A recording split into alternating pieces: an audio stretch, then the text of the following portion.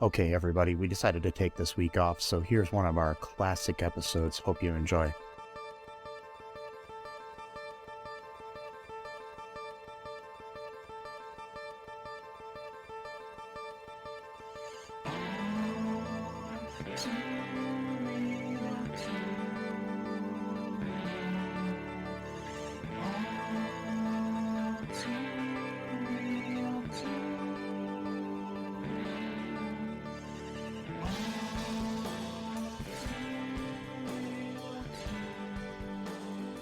Okay, everybody, welcome to the latest episode of ALL2REELTOO.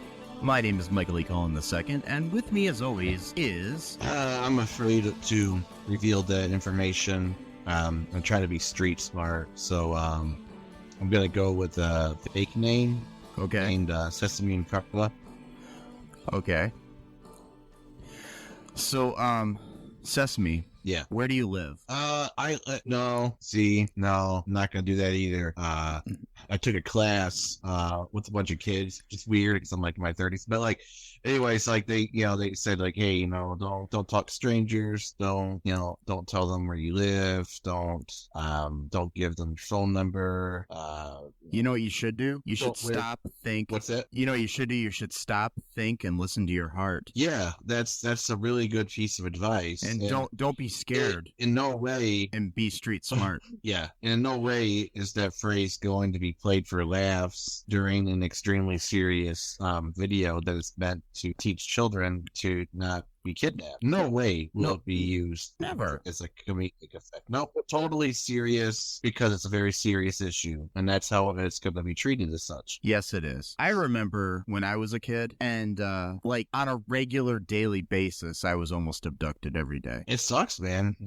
I mean, you know, growing up in the 80s and 90s and stuff, people were just abducted every day. I mean, there was really not much to do, so like the kids were just walking around, not doing anything. The adults we were told they were all addicted to like crack or any other form of drug, so of course they were just like chomping at the bit to kidnap someone. I mean, it was a crazy time, really. Everywhere I went, I mean, I got kidnapped about 4 times a week. About 4? Yeah. A week? Damn. Yeah. That's crazy. That's like 120 times a year, something like that. Yeah. And I mean, it's like I couldn't help it. I mean, there was this guy in this white van that come by and offered me candy. See, that's the thing. You're not supposed to, don't listen to the candy guy. He's lying, Yeah. Or she. It's usually a guy, but or she, they're even if they have candy, don't matter. They can have a whole truck full of candy. Doesn't matter.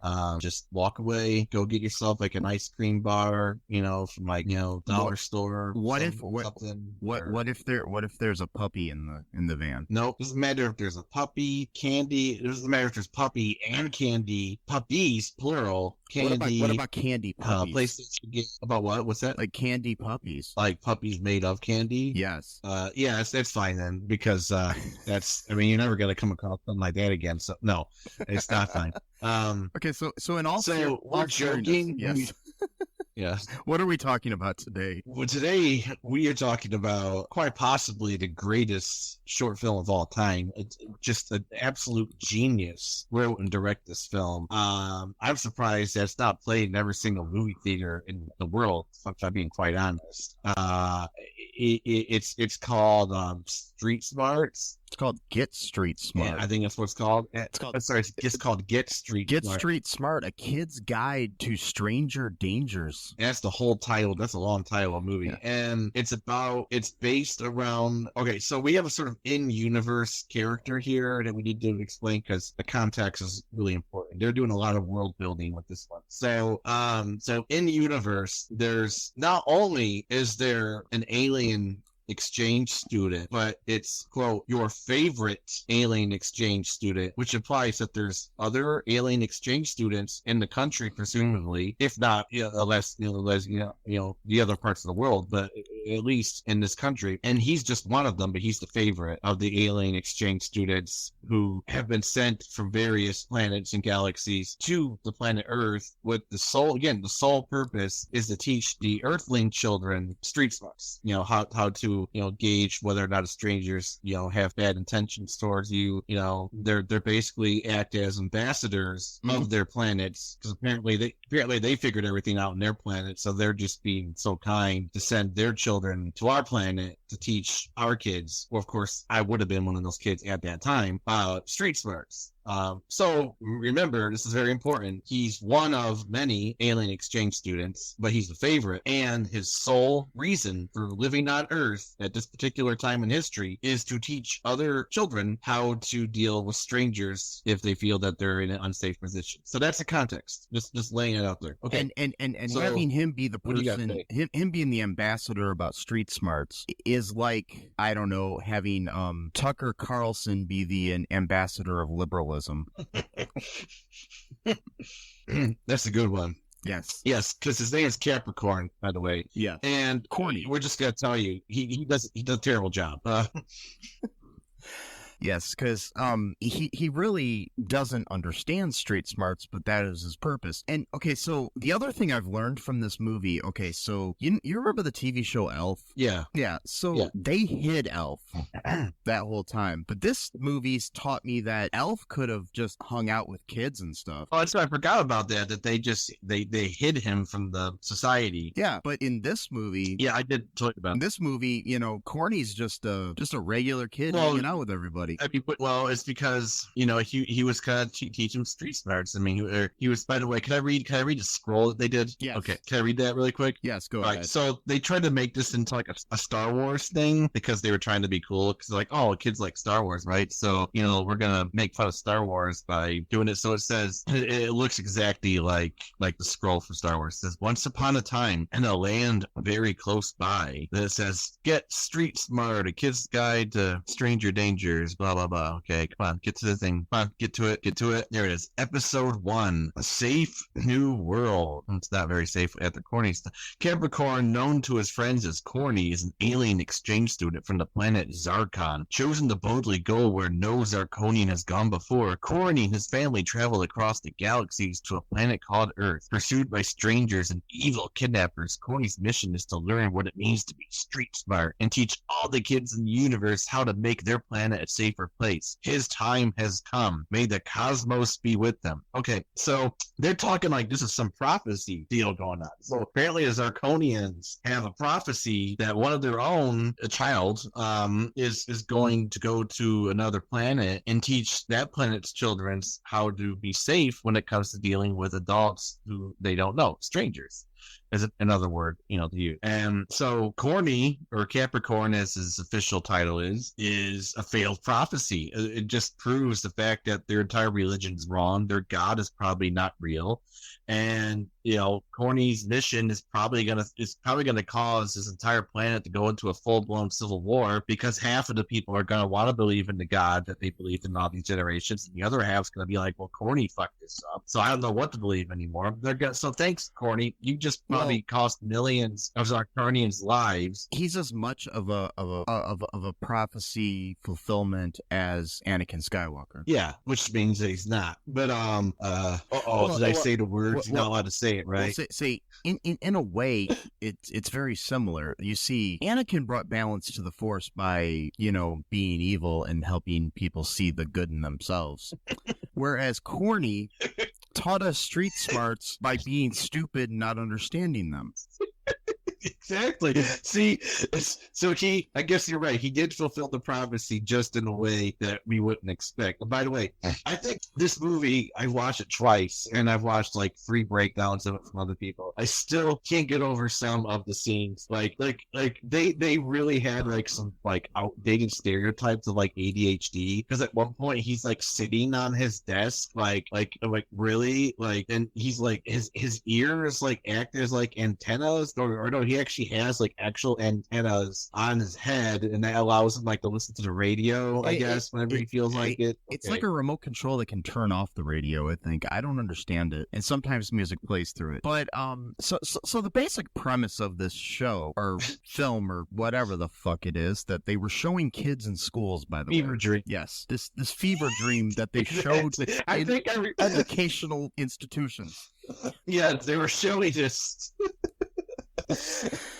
I mean, I'll tell you, I mean, this came out in like 95, so I was already in high school. I mean, almost in college by the time this came out. But when I was a kid, the only weird alien movie they made us watch was Mac and Me. So, but Mac and Me, yeah. I think I remember watching this actually when I think they did show this to us. Like even then, I was thinking to myself, of like, why is this a comedy? Like this shouldn't be funny. Like, yeah, so the basic idea here is okay. So at Corny's school, they're teaching street smarts. His teacher is and everything. And so we have this situation though where Corny gets abducted, and he has this like watch that is a zapper that zaps him out of situations if he gets into a situation he doesn't want to be in, but he just has no control as to where it zaps him, which is a weird concept because honestly, sometimes maybe him being kidnapped would be the better situation because he could just be zapped,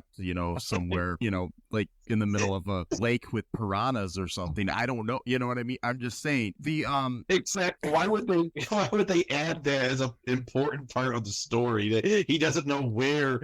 It's like, wait a minute, what if exactly? What if being kidnapped is a safer environment, or what if he's being kidnapped somewhere else and he gets sent to a worse kidnapper? Well, the reason they added is so they can have the wacky adventures where he lands into a hot tub with an old couple and in between another couple that are trying to kiss and shit like that. That little shrug he does is like the funniest thing I've ever seen. Yeah. He's like oops, like, and it's like you can almost see like the actor himself is like not taking the role seriously. He's like, yeah, they pay me like $20 and like a pump of cocaine for this, like, Speaking of the actor, it's Richard Stephen Horvitz, who is probably best known as the voice of Invader Zim. Wow. So among other things, which, speaking of another alien that he played, but he also he's also played he was in Power Rangers as that little robot guy that what the fuck is the robot's name? Anyways, he was the voice of that as well. And he's done like a lot of voice work since then. He's had a pretty prolific career, honestly, and a lot of voice work and other stuff. He was on Angry Beavers, The Grim Adventures of Billy and Mandy. He was in the movie The Informant. What else? What else has he been in? He's in the Loud House cartoon as a voice. Ratchet and Clank video games. Tangled, the TV series. There's like what else has he been in? Tons of animation. Basically. But anyways, so and totally, I will tell you that the moment he opened his mouth, that is not the voice I was expecting to come out of that creature, which is one of the ugliest fucking aliens I've ever seen in my life. I mean, the reason why I wanted to watch this so bad was just because of that, because all cards on the table. I did not think of this on my own. I was watching Eddie Burback. I went through his channel and I just happened to see this face. I go, what the hell is this? And then he's played a clip of it, and his dad, by the way, so Corny apparently sleeps in his clothes that he wears to school. That's interesting. Okay, whatever. We'll just get past that. He never changes. So he doesn't take a shower. Yeah, he never changes. I don't know if he needs to take a shower. I don't know if his alien race needs that or whatever. We don't know much about their biology, and their anatomy, which is a good thing because I don't want to know too much about it. But anyway, so he wakes up, from his bed, which is also like an alarm clock. It makes his bed shake, like to physically wake him up. Because apparently he's like it does seem like he's a very hard sleeper because he's always sleeping in class. But that's a whole other thing. anyways, I don't want to get ahead of myself. So he wakes up and, his antenna ears or whatever are playing some stupid, shock radio thing like, oh, it's going to be a hot one today, type of thing. And he opens the blinders of his room and there's some guy with the shirt off mowing the lawn already before school starts, which is weird because schools usually start around like 8:30, 9 o'clock in the morning. Yeah. And this guy is already rocking the shirtless thing mowing the lawn at like 8 in the morning. Okay, whatever. And by the way, the shirtless lawnmower guy is Sean McNamara, the director of this film. Well, there you go. He deserves a cameo. Shirtless. Because he is a genius. It actually is a genius movie if you think about it. If you watch this movie, like if you're like really, really sleep deprived, apparently you could just like see the genius in this film. But like, so the dude's like, he's watching the director mow the lawn with the shirt off, because the director made that decision that he wanted to be in his own movie and he wanted to have his shirt off in his own movie, which again, okay, that's his choice. What really made me want to watch is this very first line in the movie outside of the narration that we already heard, and it's his dad is in the background going, "Ready to blast into orbit, son," or something like that, and then Corny goes, "Dad." I can't even say it without laughing. It's like, Dad. he's like, Dad. I can't do it. You got to hear him do it. It's the funniest thing ever. And then so we get a glimpse into who Corny as a person is. He's like a terrible student, terrible kid. He's got such a bad attitude. Like, it's like, dude, you are specifically sent to Earth with this like a specific mission. Like you have this attitude of like, just like, oh well, I got, like, he's even bragging to his friends like, oh, I got this zapper. I don't need to worry about anything. It's like, dude, what the fuck's the matter with you? He's the messiah of street smarts. Yeah. The messiah of street smarts, Corny, whatever his last name is. Of course he is, but he's got this zapper thing like you mentioned. Well, those other kids should be able to, they should have the zapper before he does, because he's supposed to be teaching them street smarts, so he shouldn't be the one to have the zapper for, quote, insurance, as he calls it. What a grown-up word to say too. I got insurance. Who says that? But whatever. And they're all teaching him street smarts. They're like telling him, hey, don't talk to that guy who just rolled up in his truck offering you candy. You're saying, no thanks, it rot my ears. What? So it doesn't have teeth, I guess? Okay. And then what a weird thing to say though too. Plus too, you're saying no, but then you're walking up to the guy as you're saying no to the offer. Like, it's a very confusing thing. Like, hey kid, you want some candy? And you walk up to him and go, no thanks. Well, wait, why don't you just walk away? Why are you walking towards them? But okay, so they're like, Corny, come on, dude. I don't. Okay, so I have a theory. My mind's racing right now. So Eddie Bruback, he very astute thinker, and he's like, there's like a predator like every 30 seconds in this neighborhood, and that's a great observation.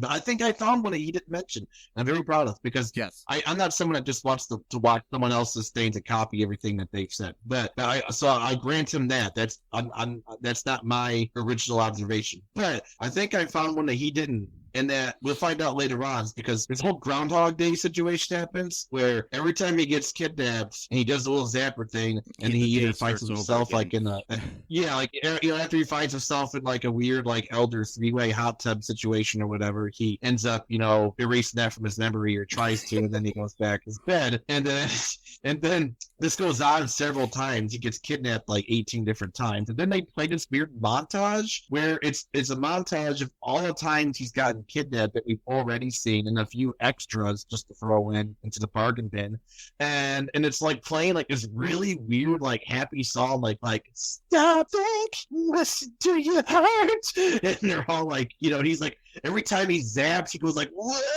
This weird like kind of sound, and he's like spinning in like some weird like some weird weird like Doctor Who sort of way or something, It's just so fucking weird.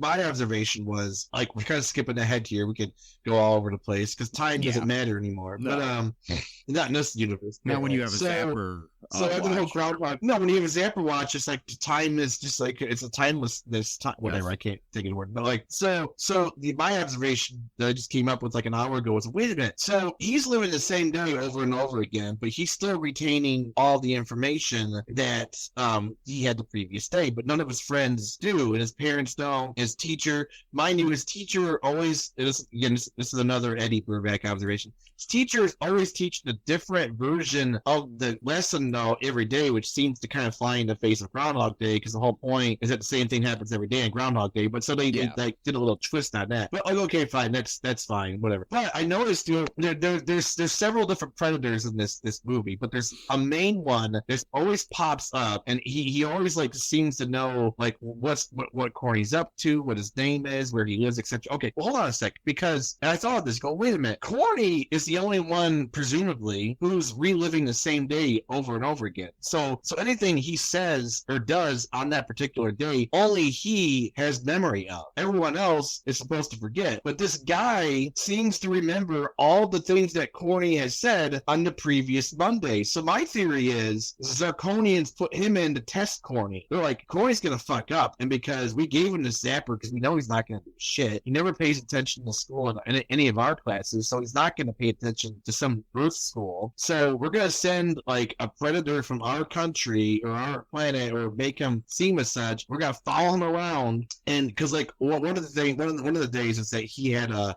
jacket that said Corny on it, and one of the lessons was that you weren't supposed to wear clothing that had like your name on it or any other kind of thing. So that was just one day. He wasn't wearing that jacket though any of the other days, but yet the guy still called him Corny. So that's interesting. So how do you know? So okay. My thing is so then in this situation where Corny is the messiah of street smarts, this guy is Satan, and so he's the Satan of street smarts. So this is like the last temptation of Corny.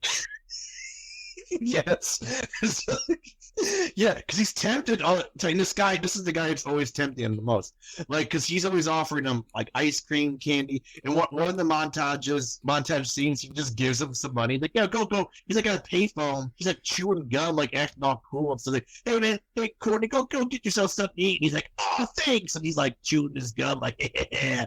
Then like Corny walks in, buys like some ice cream or whatever. The guy takes his bike and moves it right next to the RV that just happens to be sitting in the parking lot, and then Corny's like, oh shit, my bike's there. Then they go grab him, then he zaps and says, whatever. So this guy remembers all the time that he's kidnapped Corny, or all the information. So it's like Corny's like a Nexus being, if we're gonna get into like the Marvel Cinematic Universe kind of theory here. This guy is also a Nexus being. So whatever happens in any timeline, they both remember, but they don't. But Corny doesn't know that he remembers. So he's the one at a disadvantage here, because Corny thinks he's the only one that remembers the Groundhog Day situation, whereas the other guy also knows the Groundhog Day situation, but he's using that to actually take advantage of the situation because he is the adult in this, and unfortunately he's a bad adult because he's using it for nefarious intentions, whereas Corny is using it to just make the same mistakes over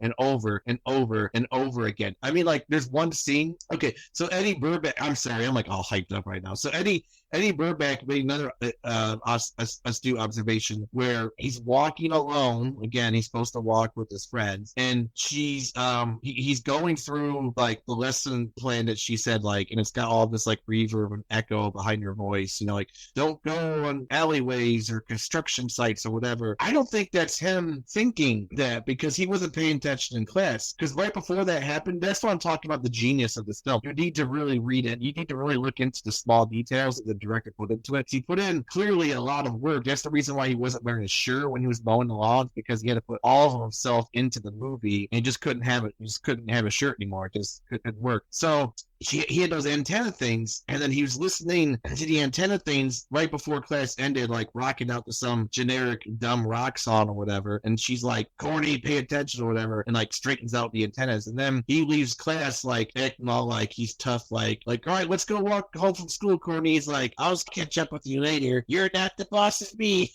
And it's like, you fucking idiot, dude. You like just disregarded the entire lesson. So whatever, so he leaves like acting all cool. He does like this weird sort of swagger walk, like he thinks he's like the coolest person in the world or whatever. And anyway, so the principal walks in and he's like, how's everything doing? And she's like frowning. She's like, I don't know. I'm worried about my alien exchange student. It's like he's on another planet. And he's like, well, he is. Dumb idiot joke. And then so she looks out the window, and then so Eddie Burbank, he thinks we have a disagreement. He thinks that Corny is replaying the lesson in his mind as he's walking home alone from school with a latchkey around his neck and a jacket that has his name on the back of it. And then I don't think that's what's happening, because he wasn't paying attention. He never pays attention in class. That's the whole problem. He sits on his desk. He listens to music. He sleeps a lot. I think he's got a sleeping disorder, because he's always sleeping in class. Like, he never seems to get enough sleep. I don't know. Maybe the antennas play music at night and he never like gets enough sleep. He gets woken up by like a shitty rock song at like 2 a.m. and he can't go back to bed. I don't know. We'll have to figure that out like part 2 or what. But he so she looks right out the window, and then that's when you start hearing the reverb and the echo of her repeating all of the key points of her lesson plan. I think that was her projecting that into Corny's antennas, trying to protect him at that very instant. Like, because she does, like, oh, he's got antennas, he can pick shit up. Of course, he ignores everything that he hears because he's a fucking moron. So he's like, oh, don't walk in construction sites. Oh, he happens to be at like an abandoned warehouse construction site. Don't walk in alleyways. He goes, oh, a shortcut, because he needs to get home. So, and what kind of weird shortcut would he need to get to his house to walk through like an abandoned warehouse district? Like, where the fuck does he live? Like, it seemed like he lived in a pretty good neighborhood. I'm not sure why he would need to walk through that. And he's like doing his weird, like, I don't know what kind of walk he's doing.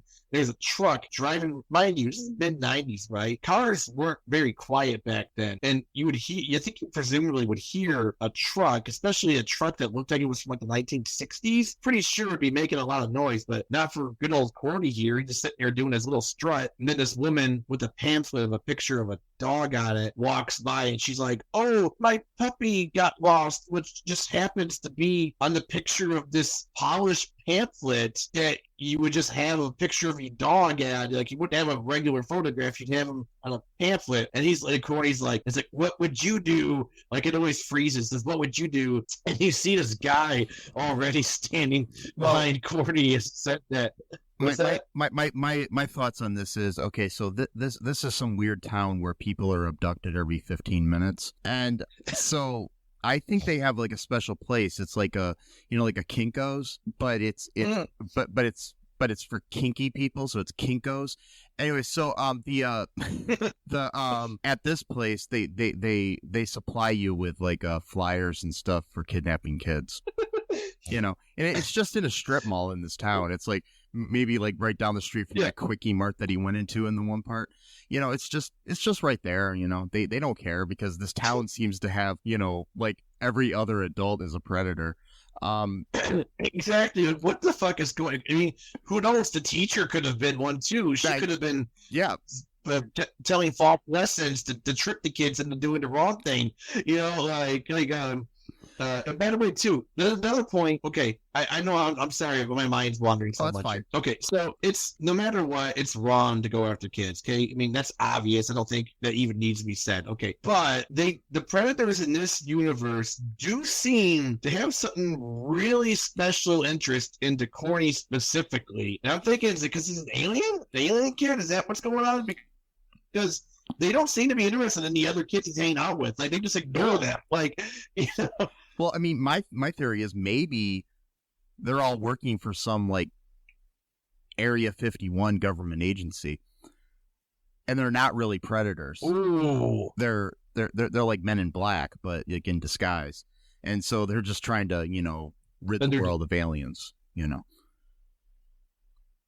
Oh, that's I think I kind of like that theory, actually. Like, they're just keeping tracks on Corny to make sure he's not gonna like zap the world into some weird, wormhole or some shit like that. Yeah. And I mean, so basically, damn it, this fever dream of an educational film, educational film, educational. yes. I'll repeat that again. Educational film. It's yeah. Sadly, probably not the weirdest educational film I've ever seen, but still, the situation here, ends where one day he leaves his zapper watch at home and goes to school, and then freaks out when he realizes he doesn't have it, and he's like, "I don't have my zapper. I'm gonna get killed on the way home," and blah blah blah. And he's like, the teacher's like comforting him in class and everything, and he's like all like freaking out, like everything's different now because he doesn't have his insurance policy, and he goes home and he's remembering what he's supposed to do, and he calls his mom like he's supposed to, and then there's a delivery at the door and he won't let the guy in. He does the right thing, and then our creepy guy in a Hawaiian shirt, who I'm convinced works for the government, he comes up, and for some odd reason Corny's stupid and answers the door for him, and then the guy grabs him like in broad daylight, and luckily some random lady that lives in the neighborhood sees it and helps stop it, and then 5 seconds later the cops pull up. So of course, yeah. So I mean I don't know, but which I think is funny though. I was sitting there thinking, I was like, how did the cops get here so fast? And then that moment that I thought that, Corny actually says to them, is like, how'd you guys get here so fast? They explained it. Yeah, Corny literally fails every test in this movie, but then declares himself the victor because a woman and the cop happen to show up just as he's being kidnapped. He's like, yes, I'm street smart. It's like, no, you're not. You fucking moron. You literally just opened the door for him 2 seconds ago, and then he just flailed about as he was trying to carry you away. He's like, what are you talking about? It's like it's like being the person that was afraid to get up on stage at a karaoke thing, and then all of a sudden you get up and you sing one line of American Pie or something, and then you walk off stage and you're like, I'm the greatest singer in the world. No, you're not. No, you're not. You're terrible. Yeah. But then the whole but anyways, the reason that the cops are there so fast is because there was something in his mom's gut when he called her when she was at work. I don't know where the fuck this alien's working, but anyways, so exactly. She working at a Dillard's or something, and they come in the store and it's just like, yeah, I'll show you where the dresses are here. Like, what the fuck? Hey, it's like in universe, this is a normal thing for these kids, not just the kids. But anyways, so that's how we end the thing where he realizes he's street smart and everything's good. I don't know. Do you want to take a break here, Matt, and we'll come back and we can talk about some reviews and stuff that I found online? Oh, sorry. Yeah. So there's one more thing about him knocking home from school that day. So the day he gets kidnapped for real without a zapper is like, he's freaking out in class because he doesn't have a zapper, and like the teacher's like hugging him, because she's like really concerned. It was a really touching moment. Like, oh my gosh, she's really concerned about Corny. Like, someone's gonna kill me. I'm gonna get taken away. He's like, oh, I don't feel so good. I feel sick, and he faints. And then they just let him walk home alone. Like, no parent picks. Like, what kind of school is this? Like, when I was a kid, if I was sick, they wouldn't just send me home to walk by myself, paranoid, and all jittery. Like, they'd send you to the nurse first, at least. I mean, it's like that whole there. The school failed him right there. Yeah, they would have been on them if he got kidnapped because they just went ahead and sent him home. Yeah. So that was my only last point about this. These are some reviews I found. There was none on the Internet Movie Database, so I had to find some elsewhere. And I found this website called Letterboxd.com where I found these reviews. This first one is a 2-star review from Tylet Lantern. He said, I heard that this had a Groundhog Day premise, so I decided to give it a watch. It's almost like a shot-for-shot remake, except for the main character is an alien and people keep trying to molest him every day. So the next one is a 0.5 star from Visala 826. I imagine this is what being schizophrenic with horrible delusions and hallucinations is like. Whoa.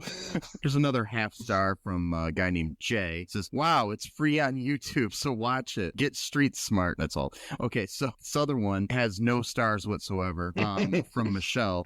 She says, the alien brought to Earth to teach kids about stranger danger has a magic fingers bed and no one is asking questions. Here's a 3-star review from Parker. I would have tried to kidnap Corny myself, to be honest. Whoa. Yeah, it's kind of creepy. half a star from Geo. Says, this is the most crime-infested neighborhood on the planet. So those are the only reviews I could find for this online. I did do a little bit of research, and there are some other corny adventures that we may have to find online and watch. So wait, because they said there's several other films of Corny. There's one that I found online, and I can't remember what the topic of it is, but I do know that Dick Van Patten and Vicki Lawrence are in it, so it's actually got some like star power in it. Also, it's got the youngest kid from Home Improvement. What? Yeah, definitely. We'll have to find that. Maybe that'll be the next thing we cover. We'll see. Any other thoughts here, Matt, before we wrap things up? No, I think the only thing I could say is stop, think, and listen to your heart, and be street smart. Yes, be street smart. That's all I could say. So. And I do have one last thing to ask you, Matt. What is your address? It's 728. Oh no. What are your parents' first and last names? Zarkon and Zarconium. Oh, okay. Shit. Is that Greek? Should have said that. Wait. It's Zarconian. Yeah. Oh, okay.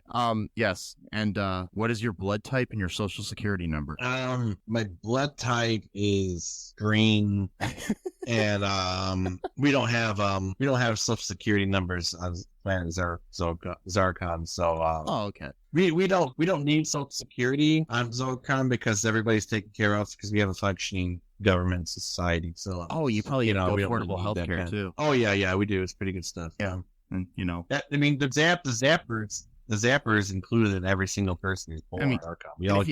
If you have the zappers too, you can like get anywhere. I mean, if you have a proper zapper that you can actually direct to go to where you want to go, then you don't even need a car. So there's like no fuel issues too, and it probably have a really good economy and a good society where people care about each other, unlike the United States of America. And like.